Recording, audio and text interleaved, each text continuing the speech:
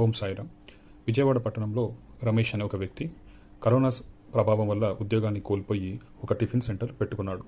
Tiffin centre పెట్టుకున్నప్పటి నుంచి అతనికి ఎక్కువగా కస్టమర్స్ రాకపోవడం గమనించాడు. తాను ఎంత మంచిగా వండినా, ఎంత మంచిగా టిఫిన్లు చేసినా అదేంటో తన దగ్గరికి కస్టమర్స్ రాకపోవడం చాలా బాధాకరంగా అనిపించింది.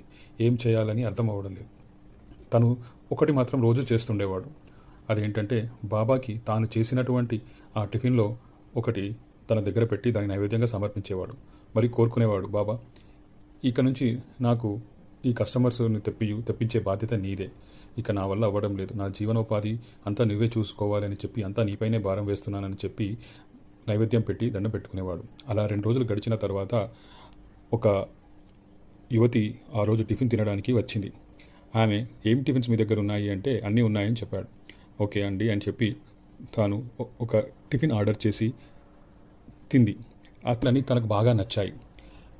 అతని దగ్గరికి వెళ్ళి, నేను ఇది మీకు అభ్యంతరం లేకపోతే సోషల్ మీడియాలో నేను పెట్టొచ్చా? చాలా బాగా రుచిగా చేశారు, మీకు దీనివల్ల లాభం చేకూరుస్తుంది అని అన్నది. సరే అమ్మ, దాని గురించి నాకు అంతగా ఐడియా లేదు, మీరు చేయండి పర్వాలేదు అని చెప్పాడు. ఆమె సోషల్ మీడియా, యూట్యూబ్లో, ఇన్స్టాగ్రామ్లో అన్నిట్లలో ఆ టిఫిన్ సెంటర్ గురించి చెప్పడం జరిగింది. అదేంటో తెలియదు. పెట్టిన 2 రోజుల నుంచి జనాలు ఉధృతంగా రావడం ప్రారంభించారు. చాలామంది ఆ టిఫిన్లు బాగున్నాయని చెప్పి పదే ఆర్డర్లు ఆన్లైన్లో ఇవ్వడం కూడా జరిగింది. ఇదంతా ఏంటో మాయగా అనిపించింది. ఒక్కసారి తన పరిస్థితి మారింది. తన ఆర్థిక ప్రాబ్లమ్స్ అన్నీ కూడా పోయాయి. ఇదంతా ఏంటి అని చెప్పి అంత సాయిబాబా లీల అనుకొని, కానీ తను మాత్రం తనకు వచ్చినటువంటి దాంట్లో కొంచెం పొద్దున ఒక టిఫిన్ చేయగానే బాబా దగ్గర పెట్టి మిగతా కొన్ని టిఫిన్ డబ్బాలలో తీసుకెళ్ళి అక్కడ ఉన్న పేద ప్రజలకి ఇచ్చి వచ్చేవాడు. ఇది దినచర్య.